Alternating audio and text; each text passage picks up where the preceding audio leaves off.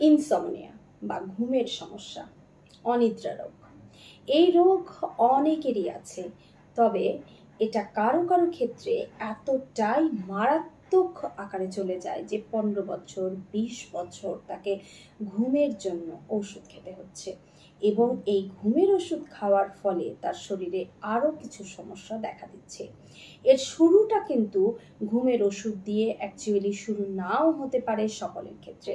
সেক্ষেত্রে কারো কারো ক্ষেত্রে রিল্যাক্সেশনের জন্য বিভিন্ন ধরনের ওষুধ, অর্থাৎ তিনি মানসিকভাবে উদ্বিগ্ন, তিনি অস্থিরতা বোধ করছেন, ঘুম আসছে না, কোনো কারণ ছাড়াই ভেতরে ভেতরে উদ্বিগ্নতা কাজ করছে। আবার এই লক্ষণগুলো যেমন বাতজ লক্ষণ, তেমনি পিত্তজ লক্ষণের মধ্যে রয়েছে তার মেজাজ অত্যাধিক খিটখিটে হয়ে যাওয়া, অত্যন্ত রেগে যাওয়া, সবার সঙ্গে খারাপ আচরণ করা, ইচ্ছার বাইরে। এই যে সমস্যাগুলো, এগুলো কিন্তু ইনসমনিয়া বা অনিদ্রা রোগের এক একটা লক্ষণ। তেমনি যারা কফজ প্রকৃতির, তাদের কিন্তু মোটামুটি ঘুমটা ভালো রকমই হয় সব সময়। যেমন তারা ঘুমের ক্ষেত্রে একটু তাড়াতাড়ি ঘুমিয়ে যান এবং ভোরবেলায় তাদের ঘুম ভেঙে যায়। তবে যদি তাদের ত্রিদোষের ভারসাম্যহীনতা দেখা দেয়, অর্থাৎ বায়ু পিত্ত কফ যদি দোষাক্রান্ত হয়ে পড়ে, তখনই কিন্তু এই কফজ প্রকৃতির ব্যক্তিদের ঘুমের সমস্যা দেখা দেয়। এদের ঘুমের সমস্যার বৈশিষ্ট্য হলো এমন যে একবার ঘুম ভেঙে গেলে ঘুম সহজে আর আসতে চায় না, এবং ঘুমের মধ্যে অস্বাভাবিক পা নাড়ানো ইত্যাদি সমস্যা দেখা দেয়। এছাড়া তাদের মধ্যে নাক ডাকা এবং স্লিপ অ্যাপনিয়া হওয়ারও সম্ভাবনা রয়েছে।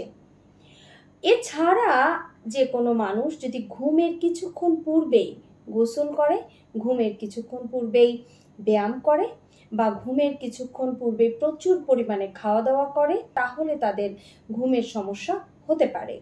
এছাড়া সাধারণত তাদের ঘুমের সমস্যা হয় না।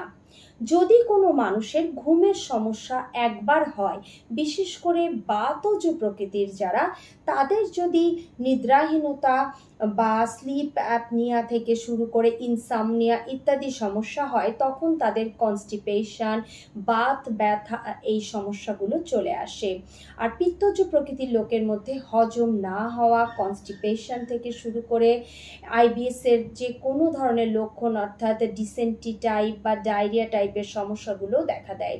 তাহলে প্রকৃত সমস্যাটা যেখান থেকে হচ্ছে, সেটা হচ্ছে ঘুমের সমস্যা। এই ঘুমের সমস্যাটার কারণেই কিন্তু একটা পর্যায়ে গিয়ে স্মৃতিশক্তি কমে যাওয়ার মতো সমস্যাও তৈরি হয়। তো আমরা এর জন্য সম্পূর্ণভাবে হার্বসের উপরে ডিপেন্ড করতে পারি।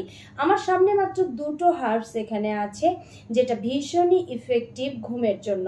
তবে 2টো নয়, আরো বহুবিধ হার্বস আছে যেগুলো ঘুমের জন্য 100% কাজ করে।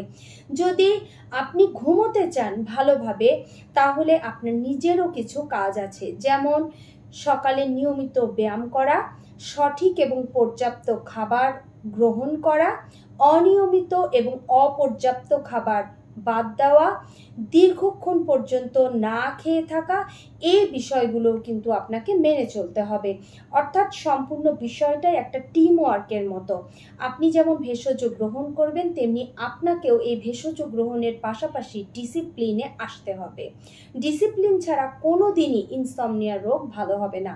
শুধু আপনাকে দিনের পর দিন ওষুধ খেয়ে যেতে হবে, এবং একটা সময় গিয়ে এই ওষুধ কিন্তু আপনার বডিতে কোনো কাজ করবে না। ফলশ্রুতিতে আপনি বিভিন্ন ধরনের রোগে আক্রান্ত হবেন। তো এখনো সময় আছে। যারা দীর্ঘদিন থেকে ওষুধ খাচ্ছেন, তারাও কিন্তু হার্বস গ্রহণ করতে পারেন। এছাড়া যাদের সবেমাত্র সমস্যা দেখা দিয়েছে, তারাও হার্বস খেতে পারেন। পার্থক্য এটাই, যাদের রোগ দীর্ঘদিনের, তাদের একটু দীর্ঘমেয়াদী হার্বস খেতে হবে, অর্থাৎ ভেষজ সেবন করতে হবে। আর যাদের রিসেন্ট সমস্যা, তারা অল্প কয়েকদিনের মধ্যেই সম্পূর্ণ সুস্থ হতে পারবেন, ঘুম খুব ভালো হবে। তো ঘুমানোর জন্য যে বিষয়টা আপনাদেরকে বলবো, যে যদি ঘুম না হয় টেনশন করবেন না। ঘুম না হলে তার জন্য সহায়ক যা যা আছে সেই কাজগুলো করবেন। অতিরিক্ত মশলা জাতীয় খাবার, ভাজা পোড়া খাবার অবশ্যই বন্ধ করে দিতে হবে। পানি জাতীয় খাবার, শীতল খাবার অর্থাৎ যেগুলো উষ্ণবীর্য খাবার সেগুলো আপনাকে বর্জন করতে হবে। উষ্ণবীর্য খাবারে কিন্তু ঘুম কমে যায়, সেই দিক থেকে শীতবীর্য খাবার, মিষ্টি জাতীয় খাবারে ঘুম ভালো হয়। এই বিষয়গুলো যেমন মেনে চলবেন, ঠিক তেমনি যদি আপনাদের ব্যক্তিগতভাবে কিছু বলার থাকে এই অনিদ্রা সম্পর্কিত বিষয়, তাহলে আমাকে হোয়াটসঅ্যাপে যোগাযোগ করতে পারেন। WhatsApp number 01703432066।